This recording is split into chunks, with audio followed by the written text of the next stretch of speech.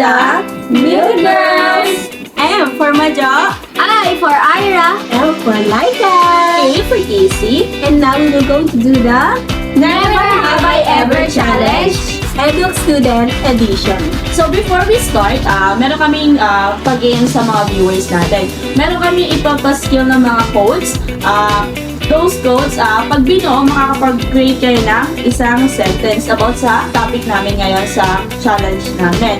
So, you just need to be mapagmasid kasi hindi namin siya sa malalaki ganun, pagod-pagod.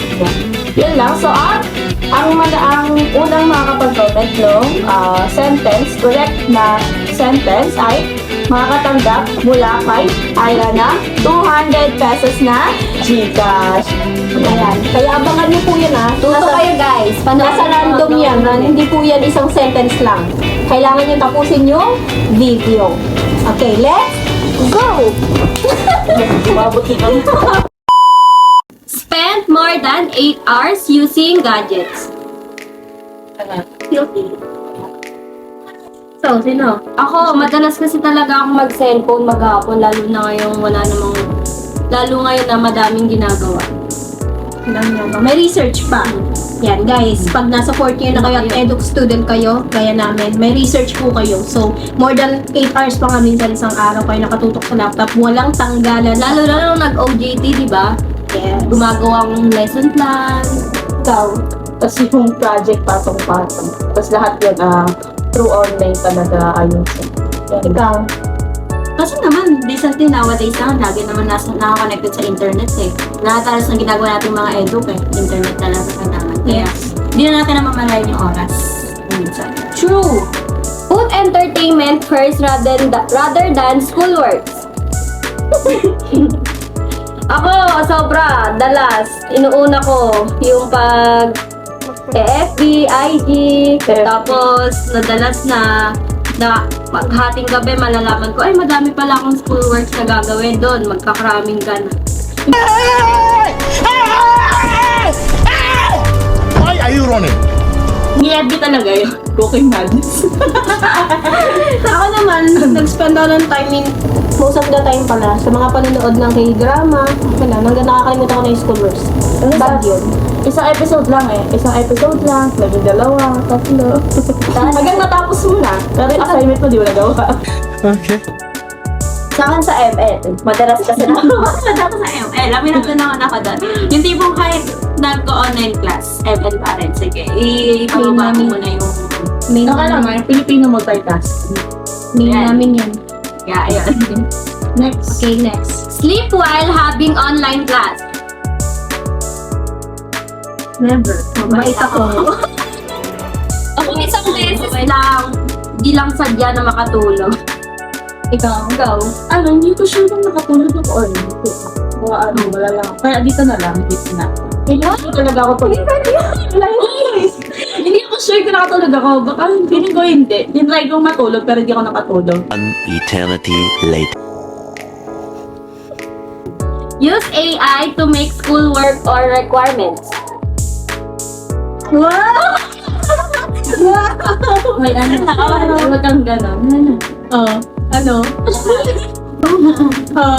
For example, yun sa akin dyan kapag ditong 4th year, di ba? Yung Sa questions, doon. Kapag kailangan gumawa ng quiz. same din, ganun din, lalo na pag nagre-review. Ano ko yung habit ka? Binago naman. Ako naman, mostly ginamit yung AI sa research. Yung to-check lang kung tama ba yung grammar, ganun, pang double check.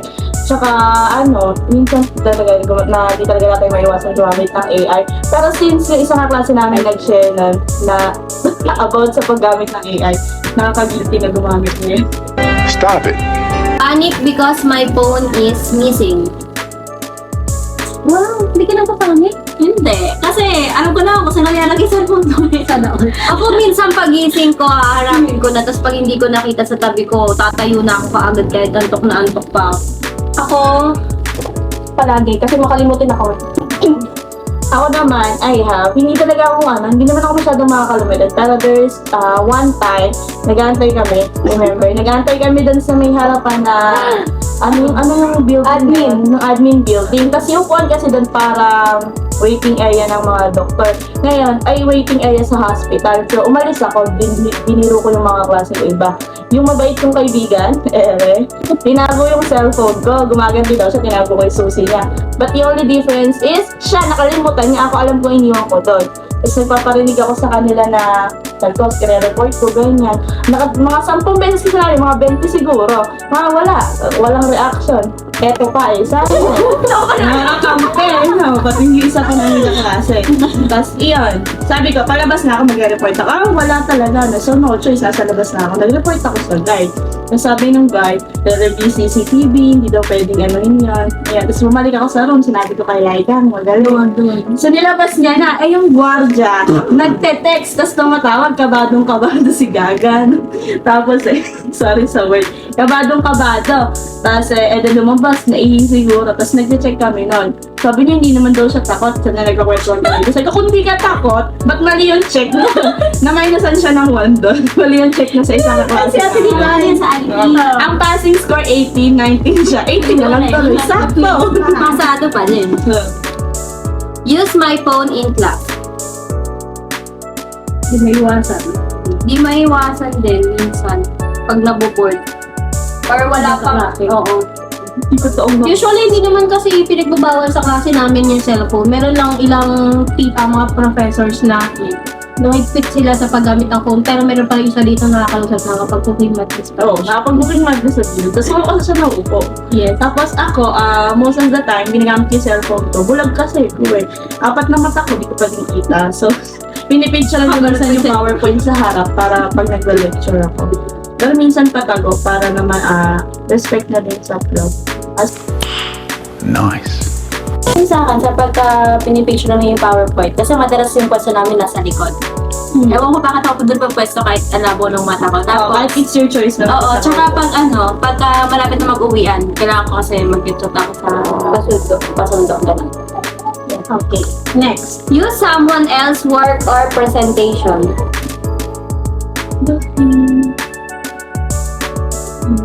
Hindi ka pa? Nakita ko yung sa'yo, mayroong source. Ako, I have. So, there is the, meron kasi, ang tawag doon, internship namin. Tapos, sobrang late. Sobrang late nag-announce nung city ko na babaguhin yung topic. So, nag-asa ko dun sa isang classmate ko na same grade yung tinuturuan. Tapos, nagpaalam naman ako sa kanya na maayos if pwede kong gamitin. Pero some of the activities, hindi ko naman siya gawin. Nagpaalam naman ako sa kanya. Thank you, Rachel. Ako usually talaga, nung practice teaching din. Parang saan ako gagamit magbigay yung sa Ang binagawa siya. Mas okay kung kasi gagawin. Yeah. Remember, EDUC students, pag gawa nyo kasi, mas kabisado nyo gamay nyo. Pag kasi gawa ng iba, minsan mabibigla ka na nag-discuss Yan. pala. Yan yung isang problem yan yung isang problem na-encounter ko. Hindi ko alam yung susunod na slide kasi nga hindi ako yung gumawa. Ikaw yung gumawa. Tsaka make sure na magka-copyright kayo or magka-credits kayo sa talagang owner. Kasi, ay magkakaproblem. Ito mga mababait ko. Ngayon pa lang dapat, nung magde-demo ko, ngayon hindi na. Nakonsensya ka na. Kabisado yun. Hindi, manghiram pa rin ako, pero di Become a victim of fake news or false announcement. Magaling kami mag-filter ng information, maka-EDUC students yan. Kaya kayo din huwag kayo basta-basta maniniwala sa mga fake news diyan sa social media. Lalo pala sa social media. Kasi hindi nyo na alam, una-una sa lahat, dapat tingnan nyo muna yung source. Tingnan nyo muna kung saan nila nakuha yun, kung sila lang ba yung nagsabi yan. Huwag kayong maniniwala ng isang basahan lang. At saka marami talaga ngayon na nagpa-prank sa online. Experience technical problem while discussing. Yan, especially sa ating mga EDUC student na nag-practice teaching Ano na. kayo? I haven't. I have. Ako, biglang namatay yung yung laptop ko nag-discuss ako. Buti na lang, yung CP ko, dala niya yung laptop niya, tapos nasend ko din sa kanya yung PPT. Ako hinama naman, may nasend ko agad siya. Tapos kesa kung hindi, wala, kahit anong copy, maano yung discussion, magdi-distract. So, Kung eduk student ka man, lagi kang meron dapat backup plan. Plan B, pagka ganyan. Kasi hindi mo masasabing biglang nawalan ng kuryente. Pero tsaka dapat alam mo yung lesson mo. Ako nagka-technical problem ako. Hindi ko alam na ano. May ano pala, na hindi pala pwedeng wireless. Kasi nung FS ako pwede wireless sa TV ng CP ko. Tapos nung nag-internship na ako, ano pala, hindi pala pwede. Eh, wala akong dalang laptop. Wala na kasi yung laptop na internship. Yan lang. Sa akin kapag so far nung nag-demo, meron naman akong ganong experience. Pero during, pag may papasang activity ba, ganun. Nagkakaroon na nimbawa, bigla naglalag or nalidelay ako sa oras dahil din sa... Ay, na-online class pa tayo. Oo, Pag walang connection, di ba? nakakabigay. Magkaroon na letse-letse na lang yung sa... Tapos hindi pa considerate yung ibang... Tapos, wala yun, wala. Tapos yung mga form. Use dummy account.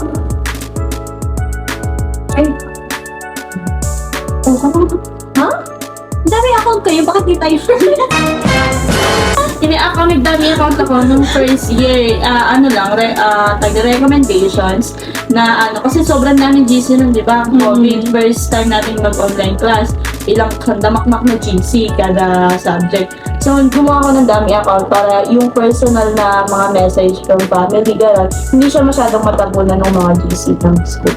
Ako naman, meron akong dummy account para nga ma-filter yung mga posts ko kasi yung iba kong estudyante na-add ako tsaka kailangan ko din sila i-confirm para sa communication. Kung friends ko dun sa isa is friends and family. Tapos dun naman sa isa, mostly mga random tips lang. Kasi dyan. Ako din, kagaya nung sa kanila, ginawa ko lang din yun para doon ka ako pan-chat yung mga student. Hindi ko naman nagamit. Nagamit ko pa rin yung main account ko. Sa akin yung mostly yung baka ng files. Yung ko binatambak. Tapos pagka, yung gana short post. Yung baka ng file, short post. Nakakalabas. Ayun. Mahirap na ma-judge. Pag eduk student, dapat angel. Yung dalawa yung account, isang plastic, isang totoo. Bullied by someone in social media. I have it. Mababait po sorry. Ako kasi nang bubukit. Ayo bawal mang-bully. Bawal mang-bully po sa social media. Ano pwede ikaso dun sa kanila pag ginawa nila yun? Cyberbullying. Kaya wag po ninyong gagawin yun. Please, no! No! Kahit hindi ka eduk student, gaya namin, wag. Okay. Experience digital divide.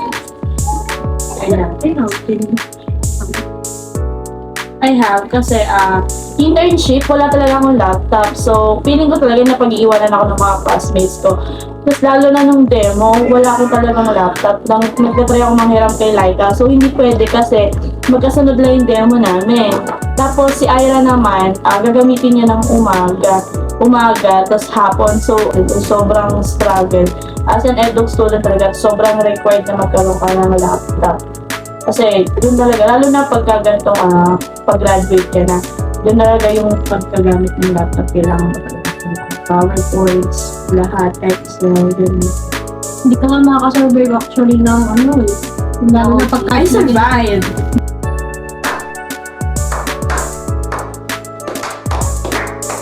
Nung siguro, online class natin nangarap natin for yun. Kasi sa kapatid ko lang ako nanghirap. Siyempre, may class din siya kasi online din, college din. Yung mga activity ko, so pagka nakita ko yung mga activity ng klase ko, sobrang basic. Kasi ngayon akin, cellphone ko lang ini-edit. So sa kanila, syempre may laptop sila. Na-edit nila, nagagandahan nila yung gawain. Ano nga ba yung digital divide? Digital divide, parang ito yung difference mo dun sa iba. For example, tayo dito sa Philippines, di ba? Ang connection natin dito is a lot slower than the other countries. So that is considered as digital divide. Yun nga, ikaw, ito yung ganitong technology yung kaya mong meron ka. Or yung kaya mong yung meron ka, tapos yung iba, mas masikip.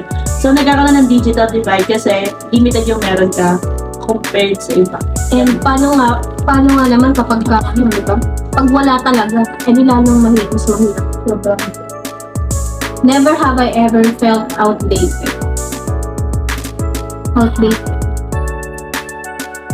I have. Lalo ngayon, wala akong cellphone. Hindi ko alam na lang yung mga updates sa GC. mahirap siya. Tapos yung mga trend ngayon, feeling ko, Ganon din ako. wala na ako sa trend. Kaya tinatanong ko minsan yung mga estudyante kong bata pa. Pangit na ba ako mag-type? Kasi nauso yung words na, pangit ng typing, gano'n, tinatanong ko sila. Kasi feeling ko talaga outdated na ako. Ako, I haven't felt it, but I know na sometimes talaga outdated. Hindi ko felt. Kasi hindi naman ako masyadong, hindi ako masyadong involved sa social media, yung talagang malulong kami. I don't care kung malate ako. Puro chismis lang ng mga update, ganun. Tsaka, siguro sa GC, kung late ka, mag-backread. Diba? Ganun lang. Late. Late ka magbasa. O, natabunan. Mag-backread ka na lang. Uso yun na. Kaya yun na felt outdated kasi nang long press yun eh. Andun lang ha, ilang chat lang yung anong oras ha. Ilan lang, siguro mga 5. Hindi man lang mag-backread. Felt outdated. Ikaw. Ako ganun din. Sa trends lang din, kagaya na sa inyo kanina, sa mga paligid lang. Hindi. Kasi minsan, madalas talaga kasi, although may part sa akin na wala akong pakialam, gano'n. Pero pagka nandun na yung parang, di mo alam tong ganito, ganyan, doon ako tinatabla ng outdated. Ano naman, Evel's life. Tanungin niyo po siya, about sa ML. Alam na alam niya po. Tsaka mahirap na maging updated ngayon, no? Kasi nga sobrang dami news. Tsaka dami na. So, that's it guys. We answered almost 15 questions. Nasa 12, no? 12 question. Pero ngayon, ano kaya masasabi niyo para sa mga nanonood? Ano yung mga mapapayo niyo tungkol sa mga experience as a scheduled student living in the IT era? Kayo. Si Mel. Wait. For advice lang ha, huwag kayo basta-basta naniniwala sa mga nababasa nyo online. Particularly sa mga Facebook. I-check nyo muna kung totoo, kung reliable ba yung source, kung legit ba sila ganon. Kasi mahirap madal ng maling akala ng iba. Ako naman, mas unahin yung mga gawain yung schoolworks bago yung entertainment. Sinabi sa sarili. Payo niya pala yun. Tayo ko sa sarili ko yun. Pati yung sarili mo yun. Ikaw. Ay, ako na. L pala, L. Yes naman, Mel. So, ako, ang mapapayo ko lang, use your gadgets, use the technology in a right way. O lalo na ngayon na isang pagkakamali mo lang, pwede ka ma-judge. Isang pagkakamali mo lang, malaking magiging epekto sa buhay mo. Hindi lang as a student or as a person, kundi sa buong buhay mo talaga. Hindi lang naman sa social media, no, kahit sa katulad namin eduk student. Katulad, pagka meron kasing issue na kapag gumagamit ng AI generated sa mga assignment, syempre, hirap na. Huwag kayo magre-rely po sa internet. Ako naman, ang advice ko lang, as an eduk student advice, yung ayun nga sa PowerPoint, if it's possible, make sure na it's yours. Kasi talaga mas okay kung ikaw yung gumawa. Kasi pag ikaw, kabisado ka. And another thing, diba? Ako din, ginawa ko din storage minsan dati yung dami ko. Pero send ako ng picture, gano'n. Pero ang isang advice, especially ng teacher namin, ang sabi niya na mas okay maging storage yung Gmail. Walang limit kahit gano'ng katagal. Yun, malaki MB niya. Talagang makikita mo siya. You just need to be specific kapag i-research mo yung pinago mo. May mga techniques pala. Pwede nyo yung mapanood sa YouTube para mas mabilis yung pag-gather nyo ng information. And meron pa akong isang question. Ano pala yung mga possible solution or yung mga maibibigay nyong solution sa mga problem na na-state natin kanina? Yung mga naranasan natin. Ayun. Ikaw muna. Ano yung mga solution mo dyan na baon? Sa akin, since ako dun sa iHub, diba? Ikaw ko ba doon? Like that. Dun sa iHub dun sa part ng entertainment first, gano'n. Know your priorities. So, dapat, maging marunong ka mag-time management. Siyempre, normal naman sa atin na, eto tayo, nasa stress talaga tayo eh. Normal sa atin na maglibang, para umalma kahit paano. Mahirap kasi pag stress ka na, di ba? So, know your limits. Hindi natin pwedeng ibigay na, maglilibang na ako na maglilibang dito. Siyempre, pag naglibang ka na naglibang, makakalimutan mo yung mga kailangan mong gawin. Possible na pag nakalimutan mo yon, mas malaking problema yung pwede mo harapin. Kaya Problem is real na. alamin mo yung priorities mo. Ganun. Ako, wag mag-cram. Parang, Gumawa ka na lang, or gumawa ka ng, gawa ka ng paunti-unti para hindi ka masyadong na-overload sa mga gawa. Ako may solution ako sa'yo, advice. Wala yung booking magazine. Wag yun. Level 2,000 na yun.